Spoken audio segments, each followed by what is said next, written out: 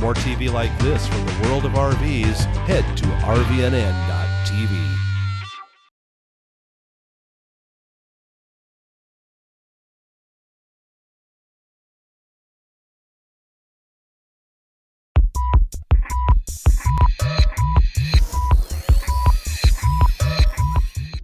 Hey, welcome back to Geocaching World. We are in the first episode of a brand new show here on RV Newsnet at RVNN.tv. Behind me is Andy Head Hard Hat Smith, who is well-known to a lot of folks as a geocacher and also geocaching teacher, an educator with videos and things like that. Owner and operator of geosnippets.com and is well-known around the geocaching community. Me, I am a newbie to geocaching, but I get more excited the more I talk because, Andy, your enthusiasm is really infectious for this hobby. This is great. I appreciate it. I can't wait till we actually get to meet and go out geocaching. There you go. Yes, it's gonna be amazing. And I when the lights turn on and you start finding that first geocache, right, you're gonna instantly want to go. Okay, next. Yeah, next, there you go. Next. Yeah, you go. And I'm kind of this is one of these things I keep thinking. Okay, I've got my first granddaughter. I'm gonna wait till she gets old enough, and then I'm gonna introduce her to this because this is a great grandpa and kid thing to do too. Wait till the competitive nature kicks in. Yeah. Okay. There you go.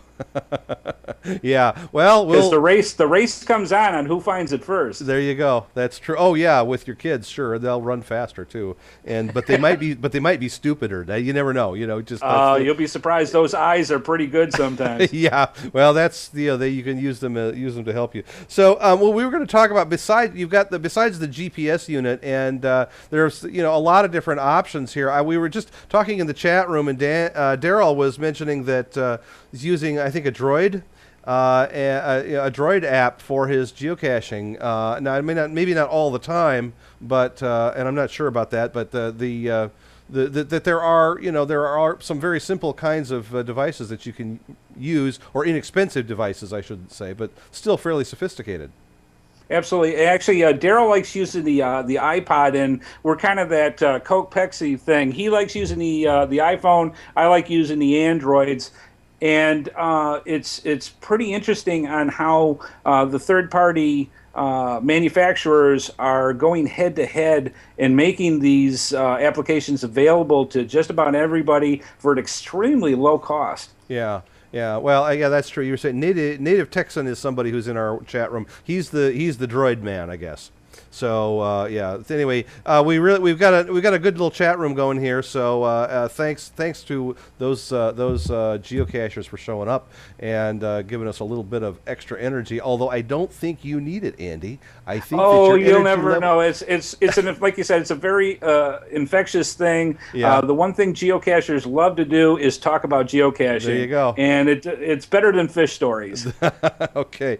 Well, one of the things that after you've got that GPS device, then there are some things that you ought to take with you. We have some video here, just kind of what your backpack kit contains, and there we go. There's just a whole plethora, if you can say plethora with your mouthful, of things that you generally take. This is your standard kit, is that right? Yeah, this is literally what I take every day when I go geocaching, and this is the small one. You want to keep things that you're going to use all the time with geocaches, because you might have a geocache that's 15 feet from the car, and yet you may have problems getting the log. There are tools, like, say, for example, something simple as tweezers, or one of the Leatherman tools that you can get that log out quite easily. Right. Or sometimes the caps don't want to come off, so you need certain ways of getting it off. Yeah, like pliers or something like that to do that with. Okay, well, let's go through. We've got a few of these things, kind of little close-ups on each of these items. So there's the backpack. Yep, that's my little one. Okay, that looks a lot like a tool belt type of thing. Yeah, it's actually a military one. First aid kits are a big thing. Obviously, when you're out in the woods or in the urban areas, you walk into briar patches, you get nicks, scrapes, splinters, sometimes insects like ticks. It's always good to have ways of protecting yourself, and especially for the kids. Yeah, okay. And, oh, there we go.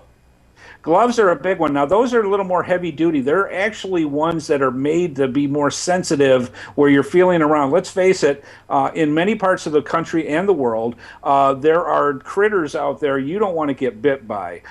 Anything from black widow spiders to snakes to you name it. It's even for the ones that aren't deadly, you don't want to get bit. No, Gloves are essential to keep you safe. Right, yeah, that's true. You don't just stand there and say, "Oh, it's not deadly. I don't mind being bitten." Yeah, absolutely. So what's this here? What you're seeing here is a telescopic hook. Many times geocaches are not easy to get, and you need to use almost like you want to think of it as specialty equipment to pull the geocache out of an area. Something like this, a 3-foot hook, you can reach into a small nook or cranny, pull that geocache out. There's another one that's really neat too that has a magnetic tip to it that also can be telescopic Now, where do you and find pull these, items out. Where do you find this kind of This device? is any hardware store. You can go to Honestly, something okay. like that, to any of your local hardware stores, and they have those. That particular is used for electrical wires. Oh, okay. So, but obviously, what does that stretch out to, about 6 feet or something like that, or 5 About feet? 3 in that particular case, which is really neat because it's telescopic, and when you close it, it's only about the size of a ballpoint pen. Right. So, real easy to carry, kind of a thing. Okay. What's next on our list? Oh, this one. Okay. Mirrors are huge for a couple of reasons. A lot of times you may not want to bend over as much, or there's a lot of nook and crannies in an area with a geocache hidden somewhere behind it. Using a mirror like that, you can kind of peek underneath without having to contort yourself into ways you don't want to contort. It's also, in a case like this, a emergency type thing. If you're out in the middle of no man's land and, God forbid, something happens and you need to signal somebody, having a mirror like this is a really good, inexpensive way to do it. Now, of course, there are spotter mirrors that are a little more expensive that are made specifically for that, but this is a good way of, if you had to get somebody's attention to use something like that. Yeah, this is just a simple little, like cosmetic type mirror. Little cosmetic mirror. One has a magnifying lens on one side and a standard mirror on the other. There you go. So the one on the left's good for pulling out slivers and stuff, probably. Yeah, that too. That too. Okay. What's next here? Oh, there we go. Speaking of slivers. Oh, tweezers are absolutely an essential. If you ever, we'll show you in a little bit what a bison tube looks like. They're teeny, tiny, and those logs get jammed in them sometimes. And using tweezers to get logs out of an area, it's also great for your standard splinters. Let's face it, you're gonna get those every once in a while. And again, for things like ticks. Little critters that you don't want to necessarily mess with, but you want to get them off you as soon as possible. Tweezers are a great way to go. Right. Okay. And I don't know if there's another. This was another one that you had mentioned. Absolutely. A multi-purpose tool is essential for so many different things. Like you said, the pliers, a knife.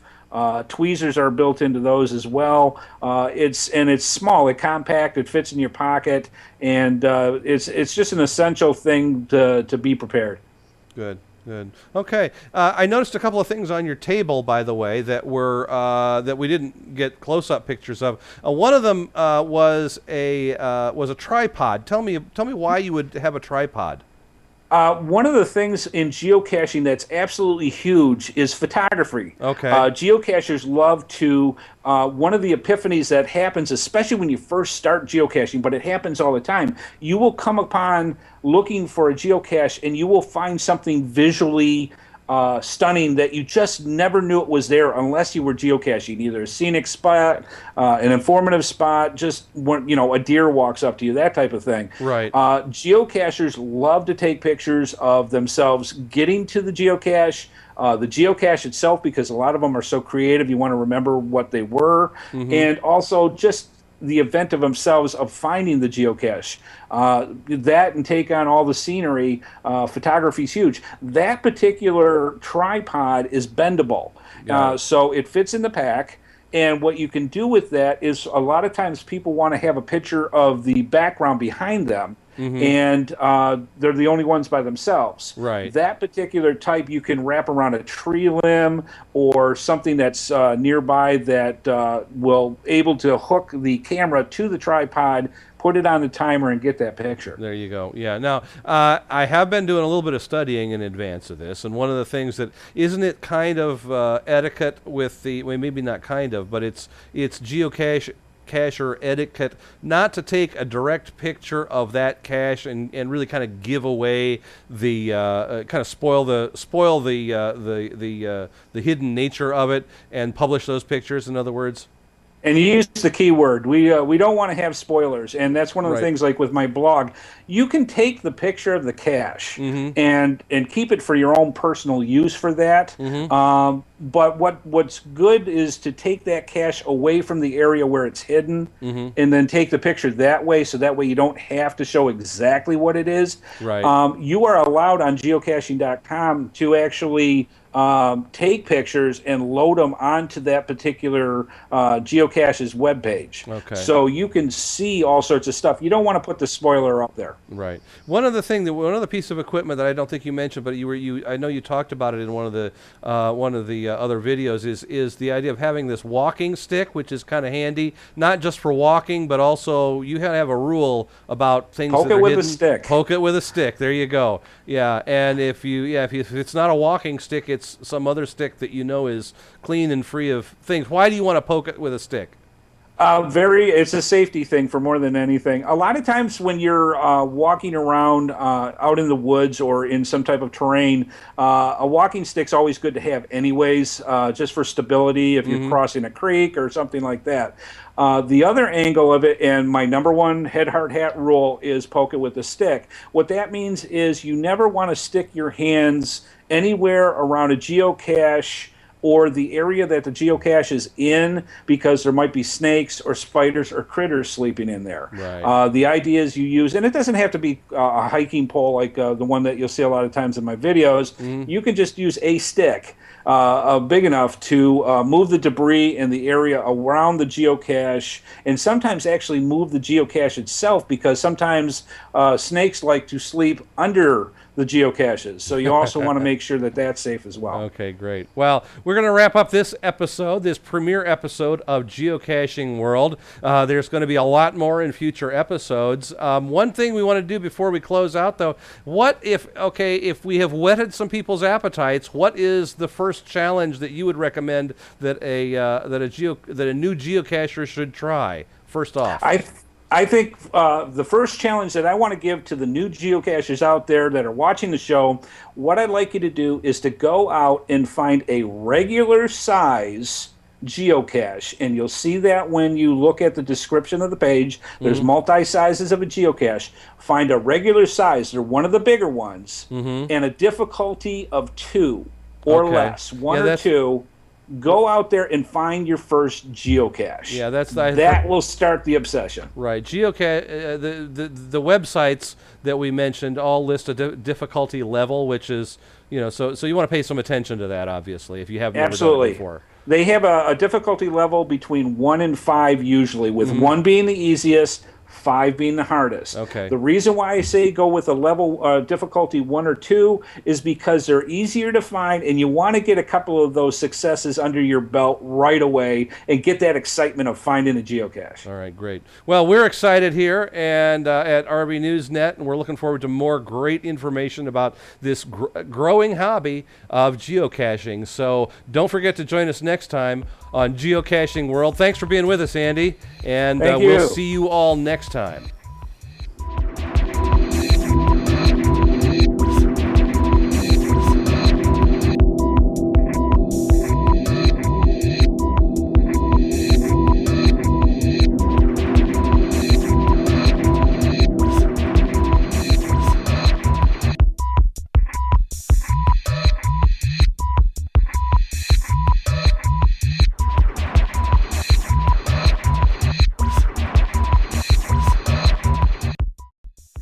Got a question or a comment about geocaching? Send it to geocache@rvnn.tv or leave us a voicemail at 877-578-RVNN, extension 714. Tell us about a cache you especially enjoyed finding, and we may feature it in an upcoming episode. Follow RV Newsnet on Facebook and Twitter, and you can receive text messages to alert you when we're streaming live by texting RVNN to 72727. That way, you can join us live in the chat room, ask questions, and become part of the RV Newsnet family. Remember, any photos or other material submitted to us become the property of RV Newsnet and cannot be returned.